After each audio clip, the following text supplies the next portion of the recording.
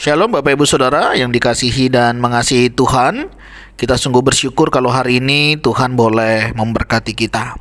Mari sebelum kita membaca dan merenungkan firman Tuhan, kita satukan hati kita berdoa. Tuhan, terima kasih, kami mengucap syukur untuk kasih setiamu di dalam hidup kami. Kalau sampai hari ini Engkau menjaga, memelihara kami, itu semua karena berkat dan kemurahan-Mu. Tuhan, sebentar kami akan membaca dan merenungkan firman-Mu. Tolong kami untuk kami boleh mengerti dan kami tahu apa yang harus kami lakukan. Allah Roh Kudus, pimpin kami. Kami berdoa dalam nama Tuhan Yesus Kristus. Haleluya. Amin. Ayat firman Tuhan hari ini terambil dari kitab Ulangan pasal yang ke-14, ayat yang pertama sampai ayatnya yang ke-21. Saya akan membacakan di ayatnya yang kedua.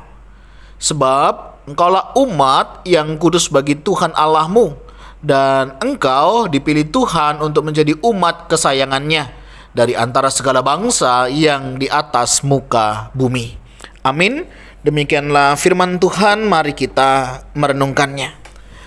Bapak Ibu Saudara yang dikasihi dan mengasihi Tuhan, kita bersyukur sebagai anak-anak Tuhan. Kita adalah orang-orang yang istimewa. Kita adalah orang-orang istimewa di mata Tuhan. Kalau kita melihat ayat firman Tuhan hari ini di pasal 14 di kitab Ulangan, itu kita diajarkan untuk kita boleh melihat, memahami, mengerti bagaimana identitas diri kita. Sebagai orang yang mengenali identitas, tentunya ada cara pola hidup yang diatur di dalamnya.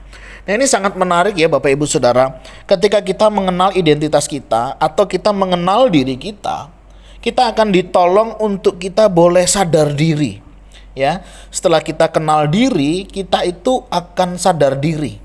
Dan kalau kita sudah sadar diri siapa kita dan bagaimana seharusnya kita akan menjadi orang yang tahu diri. Kenapa Bapak Ibu Saudara ada orang yang tidak tahu diri? Karena mereka seringkali tidak sadar siapa dirinya. Kenapa mereka tidak sadar? Karena bisa jadi mereka tidak mengenal dirinya. Nah, hari ini kita mau mencoba mengenal diri kita. Siapa kita? Kita adalah umat yang kudus bagi Tuhan. Artinya kita adalah umat yang dipisahkan, umat yang dikhususkan oleh Allah. Ada banyak ya ciptaan yang Tuhan ciptakan. Tapi kita adalah ciptaan yang diciptakan di dalam Kristus Yesus. Kita adalah orang-orang spesial bagi Tuhan. Kita orang-orang yang dikhususkan. Nah, sebagai orang yang dikhususkan, artinya kita dipisahkan dari cara dan pola kehidupan duniawi saat ini. Memang kita masih bersama-sama di dunia ini, tapi kita adalah orang-orang yang khusus. Orang-orang yang khusus tentu dipersiapkan dengan sangat baik. Ya, prosesnya udah jelas. Di sini dikatakan engkau dipilih Tuhan.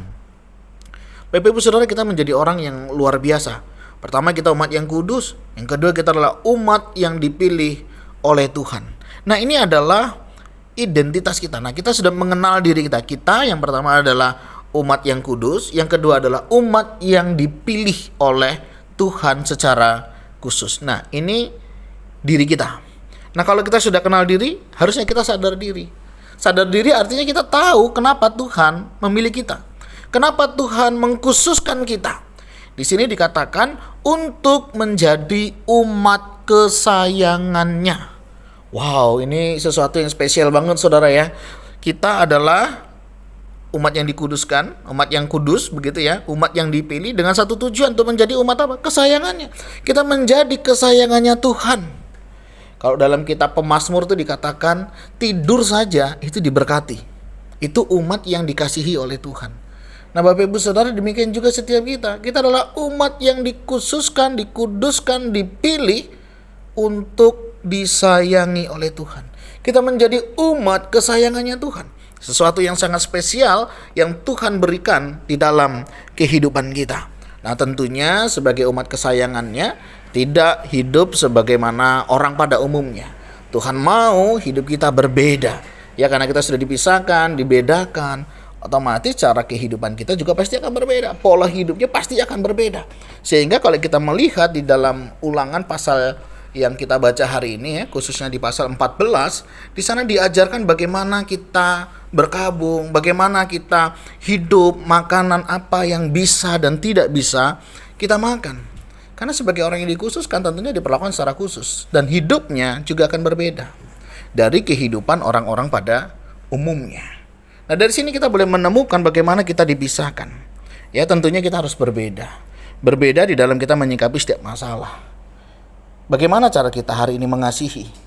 Apakah kita mengasihi berbeda dengan orang dunia?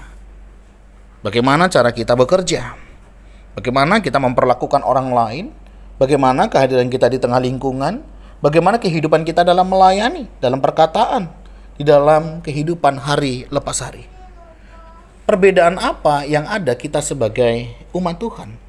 Apa yang membedakan kita dari mereka yang tidak dikuduskan, umat yang kudus, umat yang dipilih tadi? Atau jangan-jangan hari ini kita sama dengan mereka? Tuhan mengingatkan kita untuk kita boleh mengenal diri kita.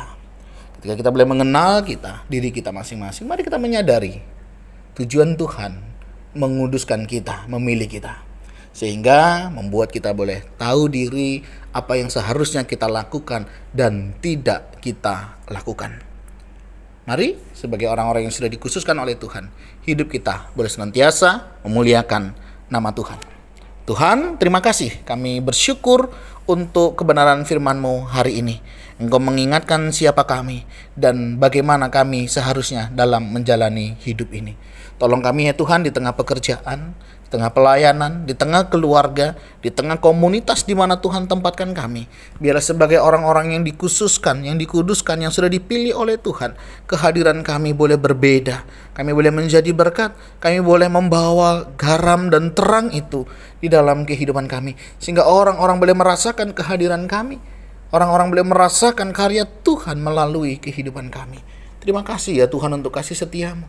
Kami rindu Engkau memberkati setiap kami, sehingga kami juga boleh terus semakin luas di dalam menjadi saluran berkat bagi alat kemuliaan bagi nama-Mu.